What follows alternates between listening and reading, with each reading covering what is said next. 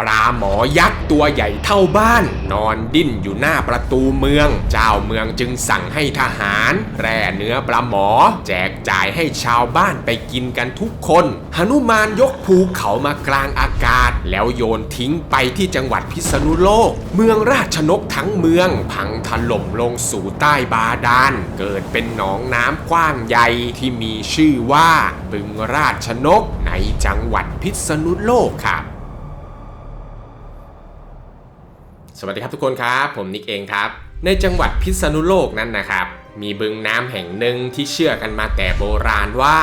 มันเคยเป็นมหานครที่รุ่งเรืองอย่างมากในอดีตก่อนจะเกิดเหตุการณ์ประหลาดขึ้นเพราะมีปลาหมอตัวใหญ่เท่าบ้านมาดิ้นกระเดวอยู่หน้าประตูเมืองและเป็นต้นเหตุให้เมืองทั้งเมืองเนี่ยจมลงสู่ก้นบาดาลเรื่องราวมันจะเป็นยังไงจะสนุกสนานน่าตื่นเต้นแค่ไหนเดี๋ยวมารับชมกันในคลิปนี้แหละครับกับตำนานการกำเนิดบึงราชนกในจังหวัดพิษณุโลกนั่นเองครับผมแต่ก่อนอื่นนะครับใครที่ชื่นชอบคลิปของช่องดูดีแล้วยังไม่ได้กดติดตามก็กดติดตามเอาไว้หน่อยนะครับและที่สำคัญอย่าลืมกดกระดิ่งแจ้งเตือนทั้งหมดไว้ด้วยนะครับทุกคนเวลาที่ผมลงคลิปใหม่เนี่ยมันจะได้แจ้งเตือนไปยังโทรศัพท์ของทุกคนนั่นเองครับส่วนถ้าหากใครไม่อยากจะเห็นคำบรรยายของคลิปก็มองหาสัญลักษณ์รูปตัว C 2 ตัวแล้วก็กดปิดการแสดงคำบรรยายได้เลยนะครับถ้าหากพร้อมกันแล้วก็ไปฟังกันเลยครับผม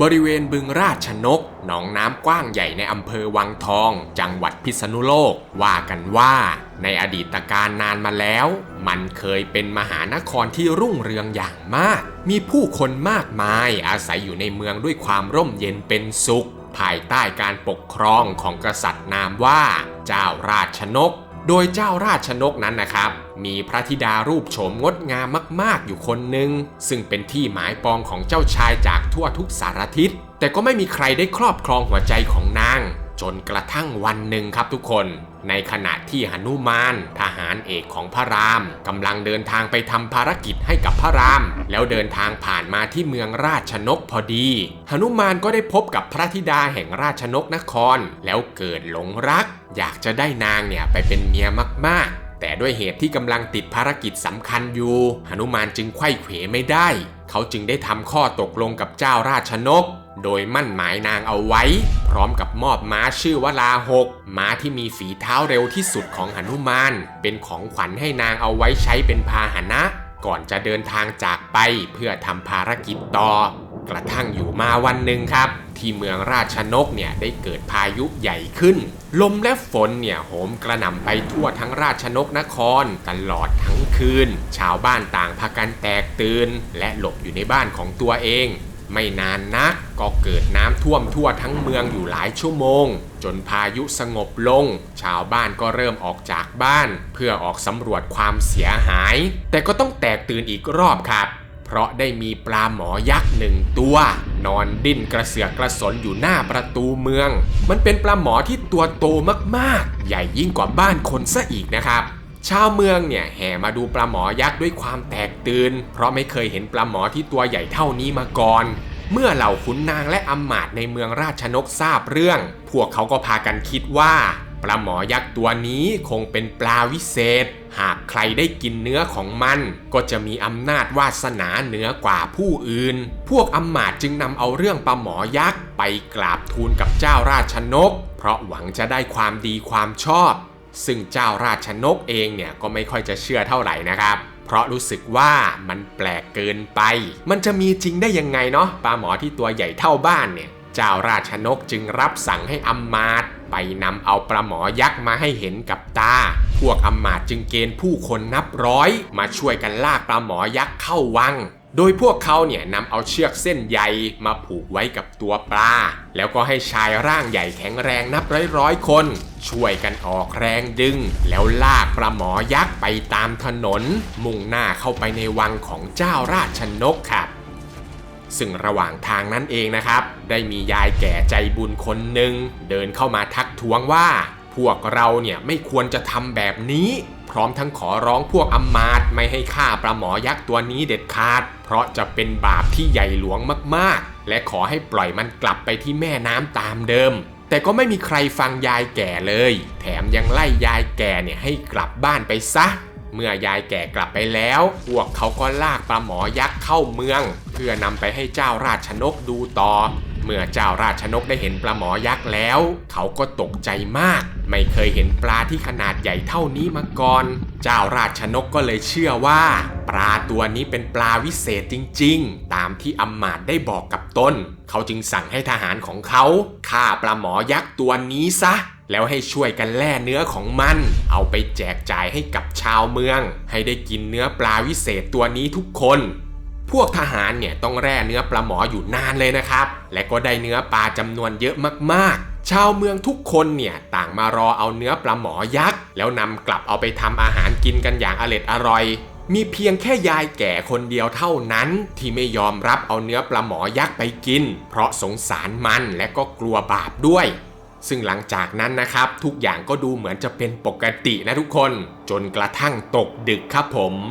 จู่ๆก็มีเมฆดำลอยมาปกคลุมทั่วทั้งเมืองราชนกก่อนจะเกิดเสียงดังประหลาดขึ้นแผ่นดินที่เคยมั่นคงเนี่ยก็เริ่มสั่นไหวอย่างรุนแรงทำให้บ้านเรือนของชาวบ้านพังทลายลงอย่างรวดเร็วจากนั้นแผ่นดินก็แยกออกจากกันเกิดช่องว่างขนาดใหญ่ดำดิ่งลึกลงไปสู่ใต้พิภพสูบเอาบ้านเรือนที่เหลืออยู่ของชาวบ้านจมลงไปสู่ก้นบาดาลน้ำจากบาดาลเนี่ยก็ไหลทะลักขึ้นมาท่วมไปทั่วเปลี่ยนให้เมืองราชนกทั้งเมืองกลายสภาพเป็นเวิ้งน้ำกว้างใหญ่ที่มีชื่อว่าบึงราชนก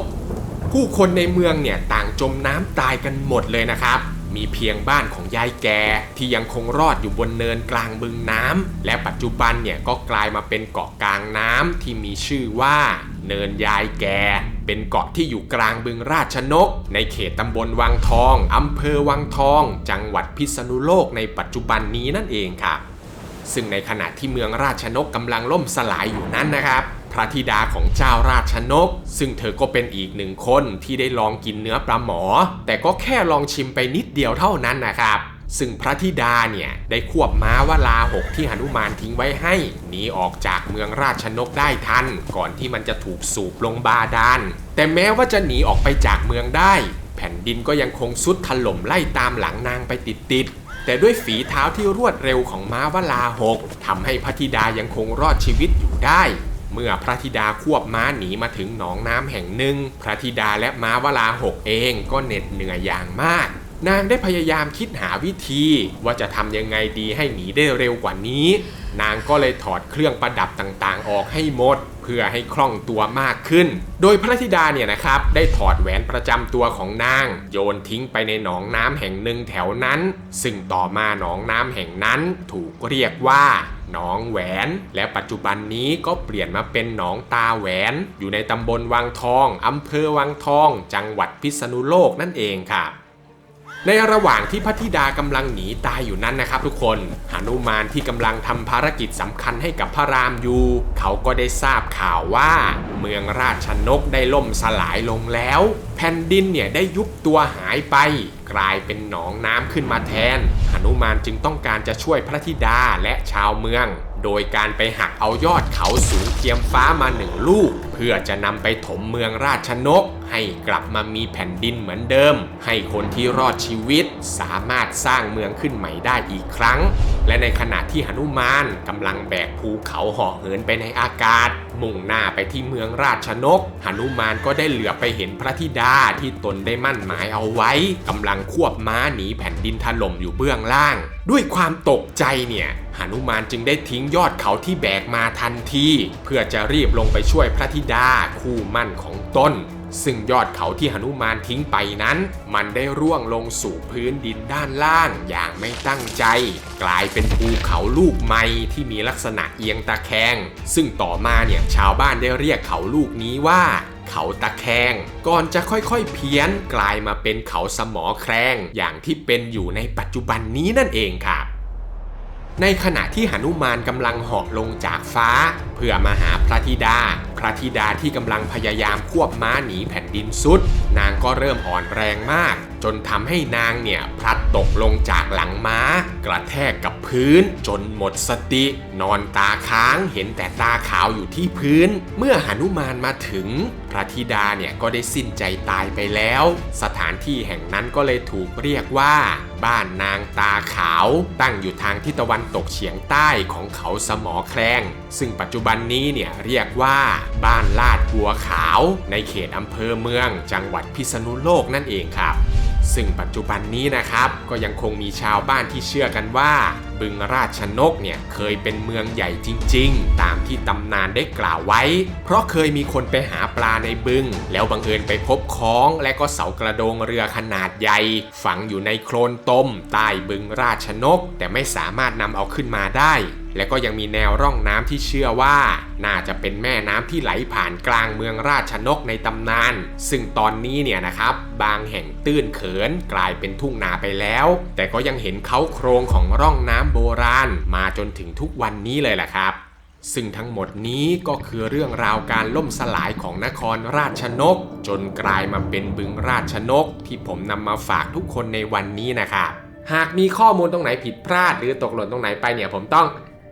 กราบขออภัยทุกคนด้วยนะครับและถ้าเพื่อนๆชอบคลิปแบบนี้ก็อย่าลืมกดไลค์กดติดตามแล้วก็แชร์คลิปนี้ออกไปเพื่อเป็นกำลังใจให้กับผมและทีมงานด้วยนะครับคลิปหน้าอยากจะฟังเรื่องราวเกี่ยวกับอะไรก็คอมเมนต์เอาไว้ได้เช่นเคยเลยนะครับผมอ่านทุกคอมเมนต์แน่นอนครับผมสำหรับคลิปนี้ก็มีเพียงเท่านี้เนาะแล้วเจอกันใหม่คลิปวิดีโอหน้าครับสวัสดีครับ